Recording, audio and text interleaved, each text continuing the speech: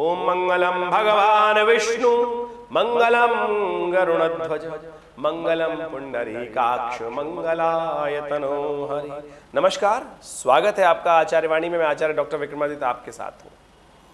देखिए, आज हम उपस्थित हैं सिंह राशि वालों के लिए बताने के लिए कि सिंह राशि वालों के लिए इस सूर्य का परिवर्तन क्या कुछ लेके आता दिखाई दे रहा है।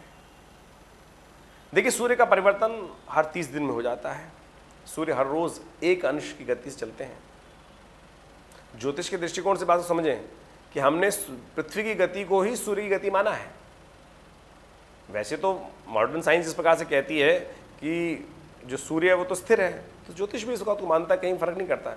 लेकिन यदि हम कैलकुलेशन कुछ करना चाहते हैं और हम अपने आप को स्टैटिक नहीं मानेंगे तो कैलकुलेट हो ही नहीं पाएगा।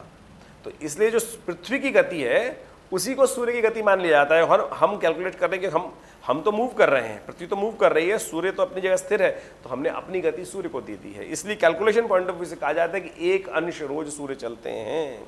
तो वो जो गति है, सूर्य की जो गति है, वो एक अंश की जो है हमने ज्योतिष के दृष्टिकोण से समझी गई है।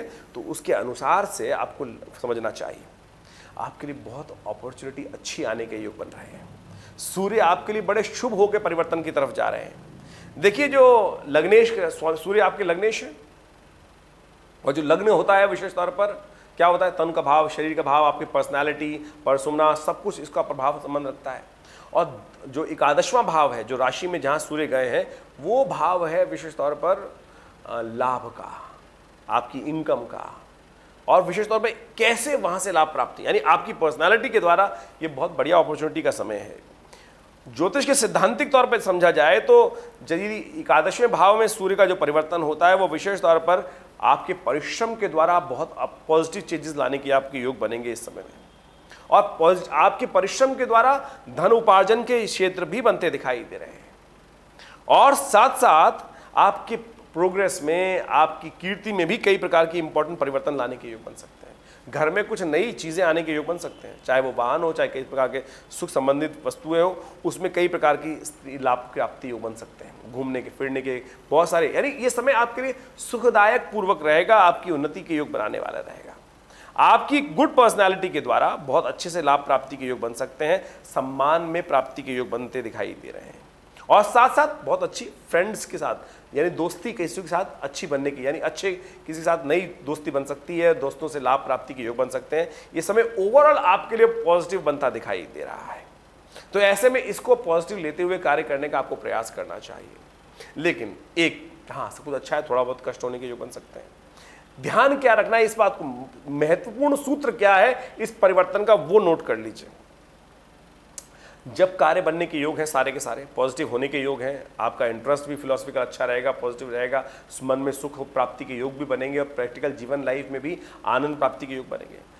जब पॉजिटिव लाभ होने के योग हैं तो एक बात का ध्यान रखिएगा, किसी भी कारण से कोई गलत कार्य करना, झूठ का सहारा लेना, किसी को धोखा देना, ये आपके लिए हानिकारक हो जाएगा। और वो आपके लिए, समझ लीजिए, आपकी संतान के लिए, आपकी घर के परिवार की, घर की शांति के लिए, बच्चों के लिए कहीं ना कहीं नुकसानदायक स्थिति पर उत्पन्न कर देगा। कहीं कलंक मत लगवा लीजिएगा। पॉजिटिव चेंजेस, अगर कोई गलत कार्य नहीं किया तो समझ लीजिए 30 दिन आपके लिए बहुत अच्छे रहेंगे।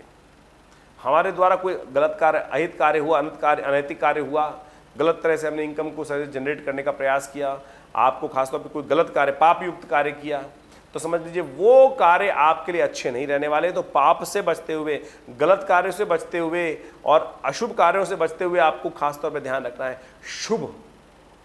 शुभ की तरफ ध्यान देने का प्रयास करना है। बस यही सूत्र का ध्यान करना कि किसी का अहित ना हो, इस बात का ध्यान रखते हुए कार्य करना है। किसी और का हिस्सा हमें ग्रैब करने की जरूरत नहीं है। आपका भाग्य लाके देने वाला है। बिल्कुल पॉजिटिव हो जाइए, बिल्कुल ध्यान रखते हुए कार्य करें।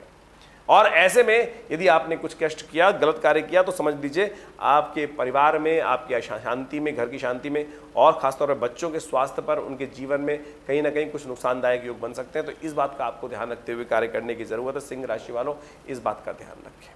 यानी आपको सब शुभ कार्य, अच्छा सोच, नेकी कर, यही कार्य करने का प्रयास करें। नेकी, अच्छी सोच, सबके बारे में बहुत बढ़िया है, बहुत अच्छा है, बहुत अच्छा है, ऐसे ही सोचते हुए, यही महामंत्र है आपकी राशि के अनुसार से।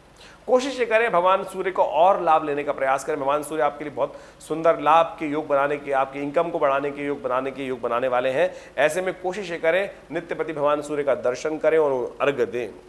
आपकी राशि के अनुसार से रोली थोड़ा सा जल में डालकर भगवान सूर्य को जल देना आपके लिए कल्याणकारी रहेगा। कनेर का पुष्प पीला वाला यदि मिल जाए तो बहुत सुंदर आपके लिए अपॉर्चुनिटी देने के योग बनाने वाला है, लाभ की स्थिति बनाने वाला है, तो इसका आपको पूर्ण लाभ लेने का प्रयास करना चाहिए। ये समय आपके लिए बहुत अच्छा रहेगा, इसका पॉजिटिव लाभ आप लेने का प्रयास कीजिए। ग्रहों का योग खास तौर पर दिखा रहा है आपके लिए। ऐसे में जो मिथुन की संक्रांति जब वो शास्त्र में कहा गया है कि अन्न का, वस्त्र का, दूध का, दही का दान करने का आपको प्रयास करना चाहिए और ये सब चीज़ों को दान करके आप कल्याणकारी योग बना सकते हैं। आपके लिए आशा करते हैं आप इन पॉजिटिव चीज़ों को समझेंगे, लाभ की स्थिति बनाएंगे। समय आपके लिए बहुत अच्छा है और ये आपको कुछ खास बातों को जो हमने बताया है उसको ध्यान रखते हुए कार्य करने की ज़रूरत है। अवश्य समय आपका लाभ मिलेगा। धन्यवाद।